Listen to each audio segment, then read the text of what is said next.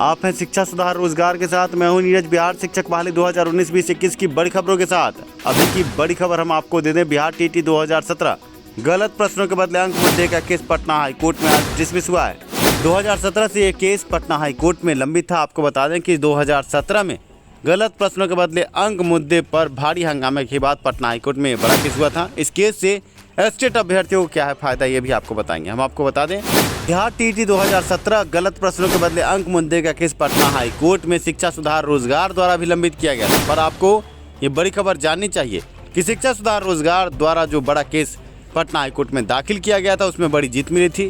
पर जैसे ही जीत मिली, इसके अलावा कई केस और लंबित थे जो केस पटना हाईकोर्ट में डिसमिस हुए। ऐसे में ये हुआ कि शिक्षा सुधार रोजगार द्वारा गलत प्रश्नों के बदले अंक मुद्दे के केस में जीत के बाद भी अन्य डिसमिस केसों के कारण अंक नहीं मिल पाया और आगे अब एलपीए में मुद्दा है जो पिछले 3 सालों से लटका पड़ा है। आज अनिल कुमार उपाध्याय की बेंच द्वारा ये केस डिसमिस किया गया। पिछले दिन सुनवाई के बाद फैसला रिजर्व रखा गया था। कयास ये लगाए जा रहे थे कि केस डिसमिस ही होगा, जो प्रत्यक्ष रूप से सामने आया। हम आपको बता दें कि कई केसों का हवाला दिया गया है केस डिसमिस करने में, जिसमें सुप्रीम कोर्ट, हाई कोर्ट के कई केसों का हवाला दिया गया है। ऐसे में एस्टेट 2019 अनुत्तीर्ण अभ्यर्थी जो पटना हाई कोर्ट में केस को लेकर जा रहे हैं, रिजल्ट जो नॉर्मलाइज होकर आया है शिक्षा सुधार रोजगार के अथक प्रयास के बाद, अब रिजल्ट पर कुछ अभ्यर्थी एस्टेट 2019 अनुत्तीर्ण अभ्यर्थी जो केस कर रहे हैं उनको मुंह की खानी पड़ेगी। इस केस को देखें और समझें कि केस से किसी का लाभ नहीं होता है। 3-4 साल तक केस चला, अंत में केस डिसमिस हुआ है। ऐसे में एस्टेट अभ्यर्थियों का केस भी डिसमिस होगा। आप स्क्रीन पर देख सकते हैं केस का स्टेटस और जो आज जजमेंट आया है वो जजमेंट आपके स्क्रीन पर है। जजमेंट की प्रतिलिपि देखने के बाद आप समझ चुके होंगे कि केस डिसमिस हो गया है। कई केसों का इसमें हवाला दिया गया है। हम आपको सबसे पहले ये बड़ी खबर दे रहे हैं। जजमेंट आपके स्क्रीन पर है। आप समझ सकते हैं कि 6/4/2021 को ये जजमेंट रिजर्व हुआ था और आज ये जजमेंट आ गया। आपके स्क्रीन पर जजमेंट है, केस डिसमिस। आप देख सकते हैं शब्दों में साफ तौर से साफ किया है जस्टिस अनिल कुमार उपाध्याय ने। ऐसे में हम कह सकते हैं कि 2019 गणित के अभ्यर्थी और अन्य अभ्यर्थी जो अनुत्तीर्ण हुए स्टेट अभ्यर्थी, वो अगर पटना हाईकोर्ट में जाते हैं तो केस डिसमिस होने की 100% संभावना है। आपको ये भी जानना चाहिए कि बिहार टीटी 2017 गलत प्रश्नों के बदले अंक मुद्दे का केस शिक्षा सुधार रोजगार द्वारा ये केस पटना हाईकोर्ट में दाखिल किया गया था। केस में बड़ी जीत में मिली, पर गलत प्रश्नों के बदले अंक नहीं मिला। बोर्ड ने टाल मटोल रवैया अपनाए रखा और इसी बीच कई केस पटना हाईकोर्ट में डिसमिस हुए। इसके बाद अभी तक शिक्षा सुधार रोजगार के जजमेंट पर कोई विचार नहीं किया गया। ऐसे में हम कह सकते हैं कि बिहार टीटी 2017 जैसा एस्टेट 2019 अभ्यर्थियों का हर्ष न हो। हम 2-4 सालों से ये देख रहे हैं। ऐसे में आप अभ्यर्थियों से निवेदन है, जो भी एस्टेट 2019 अनुत्तीर्ण अभ्यर्थी हैं, पटना हाईकोर्ट में न जाकर वो आगे आने वाले एस्टेट की तैयारी करें। आपके स्क्रीन पर आप जजमेंट देख सकते हैं, साफ तौर से डिसमिस लिखा हुआ है। Application is also dismiss in term of judgement date 9/8/2019 passed with CWJC 11/7/62। इस केस की उपमा देते हुए 2017 बिहार टीटी अभ्यर्थियों का केस डिसमिस किया गया है। आपके स्क्रीन पर पूरा जजमेंट है। ऐसे में अनिल कुमार उपाध्याय एक बड़े जज हैं और इनके द्वारा जब केस डिसमिस किया जा चुका है तो अब 2017 गलत प्रश्नों के बदले अंक मुद्दे का केस यहीं पर इसका अध्याय समाप्त होता है।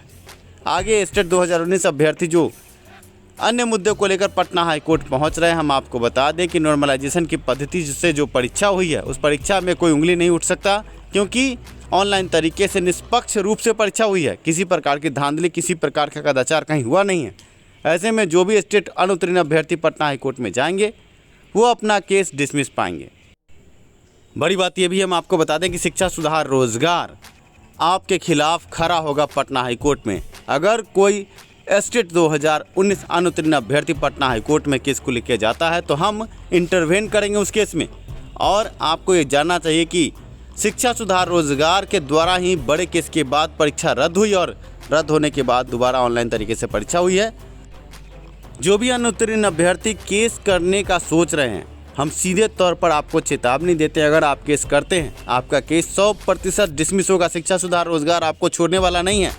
आप जहां खड़े होंगे इंटरवेन नीरज करेगा और आपका केस कहीं टिकने वाला नहीं है। ऐसे में चेत जाएं अनुत्तीर्ण अभ्यर्थी। स्टेट अनुत्तीर्ण अभ्यर्थी अगर आप आगे केस को बढ़ाते हैं, शिक्षा सुधार रोजगार और नीरज खड़ा होगा इंटरवेन करने के लिए और आपका केस कहीं टिकेगा नहीं। आपके स्क्रीन पर आज के अखबार की बड़ी खबर भी है, आप देख सकते हैं। बिहार विद्यालय परीक्षा समिति द्वारा एक विज्ञप्ति जारी की गई है जिसमें ये साफ किया गया कि 106 अभ्यर्थी जिनको परीक्षा से वंचित किया गया था और हाई कोर्ट के निर्देश के बाद जिनकी परीक्षा हुई है, अब आंसर की जारी करने के बाद उनसे आपत्ति की बात है। ऐसे में आपत्ति के बाद अभ्यर्थियों का रिजल्ट जल्द ही प्रकाशित होगा। स्टेट अनुत्तीर्ण अभ्यर्थी जो अनुत्तीर्ण हुए हैं अब वो कहीं है नहीं। आपको ये भी जानना चाहिए कि जो अनुत्तीर्ण अभ्यर्थी हैं वो पहले 28 जनवरी की परीक्षा में खुद को उत्तीर्ण बताते थे। दलालों के साठ घाट से परीक्षा पास करना चाहते थे पर इनको मुंह की खानी पड़ी है और ये पहले रिजल्ट की मांग करते थे, अब रिजल्ट रद्द करने की मांग कर रहे हैं। ये कहीं टिकने वाले नहीं हैं।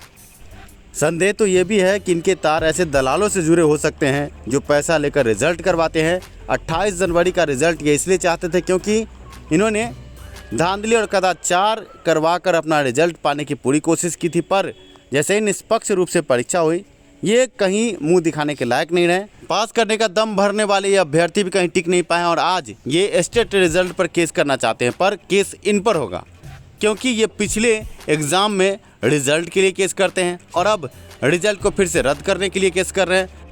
शिक्षा सुधार रोजगार के पास बड़े सबूत है। जैसे ही ये केस आगे बढ़ाएंगे और इनके नाम से केस हुआ तो शिक्षा सुधार रोजगार इनको जवाब देगा, कड़ा जवाब देगा और पटना हाई कोर्ट में इन पर जुर्माने की भी बात होगी।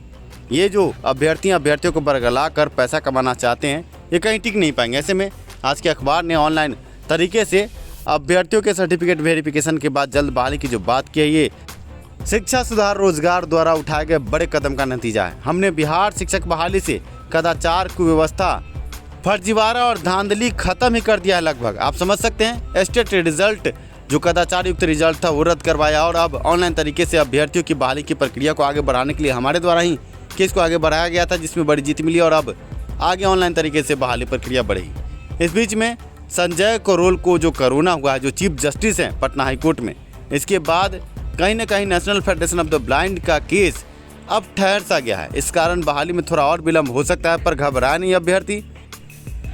शिक्षा मंत्री को इस संबंध में हमने एक बड़ा ज्ञापन दिया है जिसमें हमने ये प्रस्ताव रखा है कि कैबिनेट की बैठक करके सरकार 4% आरक्षण के मुद्दे पर अपनी स्थिति साफ करे और बहाली प्रक्रिया को आगे खुलवाए, क्योंकि कहीं ना कहीं सरकार की नीति साफ न होने के कारण national federation of the blind का केस पटना हाई कोर्ट में है, जबकि 4% दिव्यांगजनों के आरक्षण का मुद्दा साफ है, नियमावली में साफ तौर से निर्देशित किया गया है।